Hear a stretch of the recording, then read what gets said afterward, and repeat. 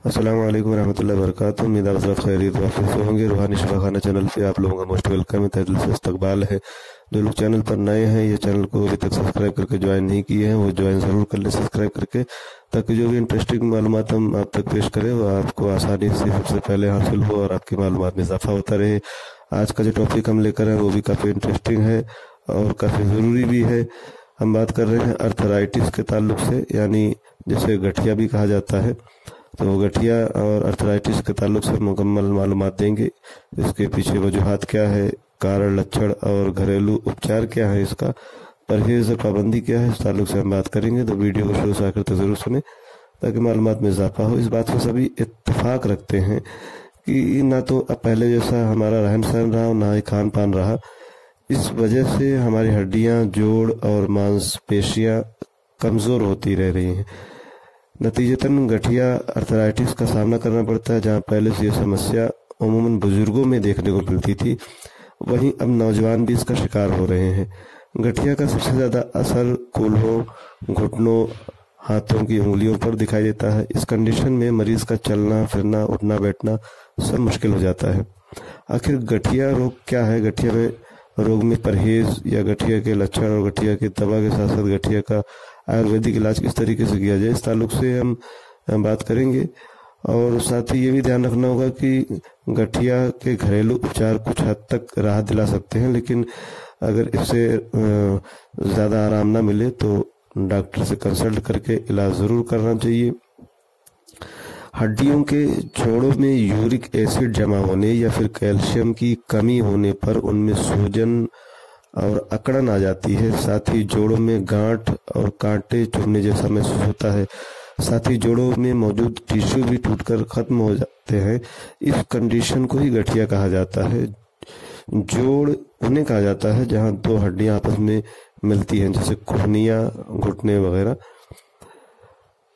अभी तक 100 प्रकार के अर्थराइटिस की पहचान हो चुकी है तहकीक के मुताबिक। इनमें से सबसे अहम ऑस्टियो अर्थराइटिस और रूमेटाइड अर्थराइटिस है। ज़्यादातर लोग इन्हीं दो का शिकार होते हैं। ऑस्टियो अर्थराइटिस का शिकार 40 साल से अधिक उम्र के लोग होते हैं और ख़ासकर ख़वातीन यानी महिलाएं इसका ज़्यादा शिकार होती हैं। वहीं रूमेटाइड अर्थराइटिस के जो लक्षण हैं अधिकतर ज़्यादातर नौजवानों में नज़र आते हैं। ये भी पुरुषों के मुकाबले महिलाओं को ज़्यादा होता है।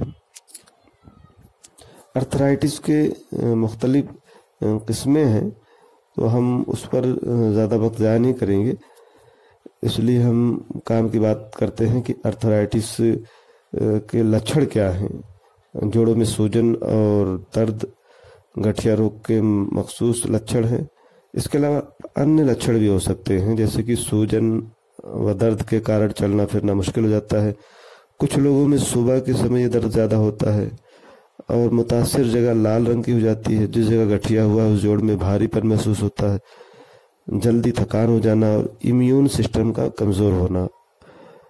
मरीज जो होते हैं गठिया के, उनको बार बार बुखार भी आ सकता है। जोड़ों के आसपास गांठें भी बन जाती हैं, सांस लेने में भी तकलीफ होते हैं, स्किन पर रैशेज वगैरह भी हो सकते हैं। ये उसके असरात और लक्षण हैं।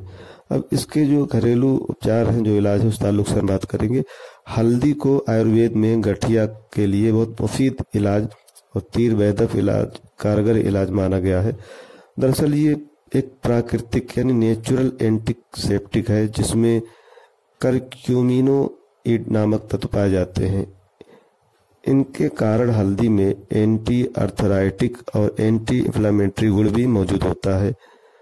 ऐसे में चोट लगने पर हल्दी का इस्तेमाल किया जाए तो जल्दी राहत मिलती है। वहीं ये शरीर में सूजन को कम करने में भी मदद कर सकती है। साथ ही अर्थराइटिस के असर को धीरे धीरे कम कर सकता है। इसलिए गठिया की दवा की शक्ल में हल्दी का इस्तेमाल किया जा सकता है। जैसे कि मैंने कहा कि करक्यूमिनोइड नामक तत्व पाया जाता है हल्दी के अंदर, जो गठिया के मरीजों के लिए काफ़ी फायदेमंद माना गया। और इसका इस्तेमाल कैसे करना है? 2-3 ग्राम हल्दी को पानी में डालकर उबाल लेना है। इसके बाद जब पानी आधा रह जाए तो उसका इस्तेमाल करें। रोज़ाना खाने में भी थोड़ी सी हल्दी का इस्तेमाल ज़रूर होना चाहिए। तो ये अर्थराइटिस में काफ़ी फायदेमंद है। इसके अलावा गठिया की समस्या से राहत पाने के लिए अदरक का भी इस्तेमाल किया जाता है। ये सूजन को कम करने का काम करता है। यही वजह है कि इसे गठिया के घरेलू इलाज के तौर पर भी इस्तेमाल किया जाता है। ये शरीर में प्रोस्टाग्लैंडिन यानी लिपिड का एक प्रकार होता है। प्रोस्टाग्लैंडिन लिपिड का एक प्रकार होता है, उसके स्तर को कम करके सूजन को कम करने का काम करता है। इसमें एंटीऑक्सीडेंट व एंटी इन्फ्लेमेटरी गुण मौजूद होते हैं जो गठिया की समस्या से राहत पहुंचाते हैं। ऐसे में ये मानना दुरुस्त है कि गठिया रोग के लिए अदरक बेहतर दवा है। आयुर्वेद में भी इसके कई खुसूसियात बयान किए गए हैं, जिसमें गठिया का घरेलू इलाज भी शामिल है। इसके लिए अदरक के तेल से मालिश की जा सकती है। इसके अलावा अदरक की चाय बनाकर इसका इस्तेमाल किया जा सकता है, लेकिन इसका अधिक इस्तेमाल नहीं होना चाहिए क्योंकि इससे पेट में गर्मी वगैरह हो सकती है।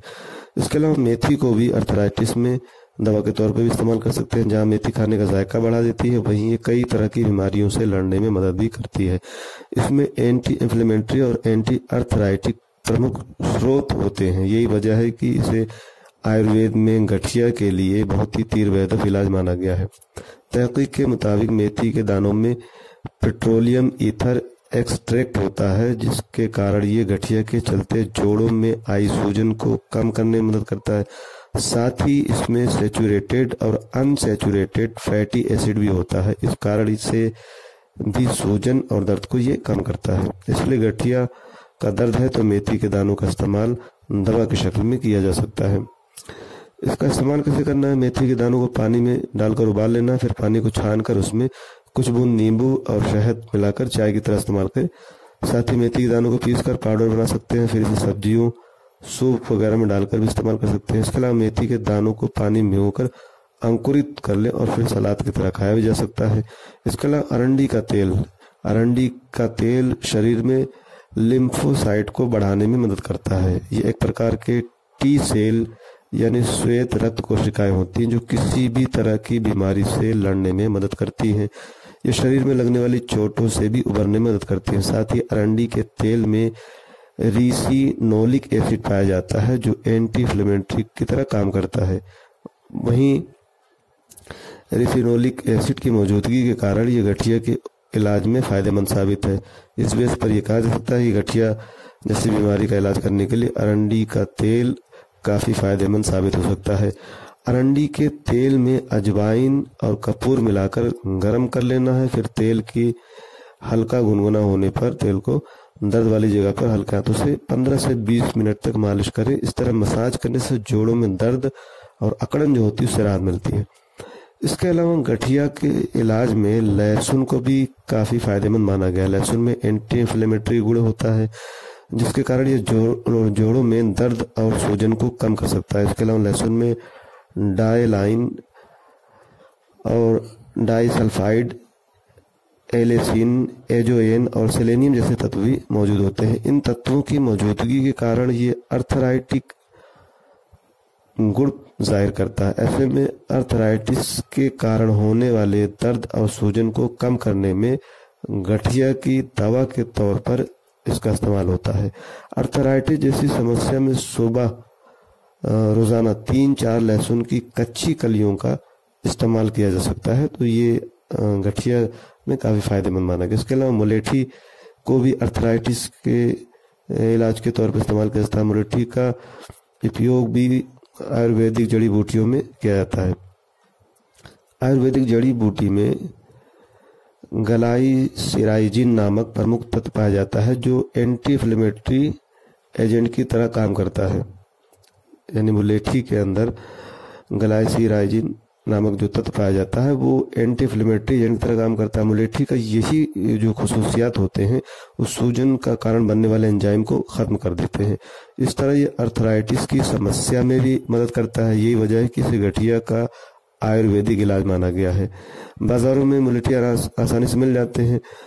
बाजार में मुलेठी की सूखी छड़, पाउडर, टेबलेट, कैप्सूल या फिर जेल के शक्ल में मुख्तलिफ चीजें मिलती है। इसका इस्तेमाल भी किया जा सकता है। इसके अलावा अश्वगंधा गठिया रोग का इलाज करने के लिए अश्वगंधा को भी फायदेमंद माना गया है। इस आयुर्वेदिक जड़ी बूटी के इस्तेमाल से शरीर की रोग प्रतिरोधक क्षमता बेहतर हो सकती है और ताकत मिलती है। साथ ही ये गठिया के दर्द और सूजन को भी कम कर सकता है।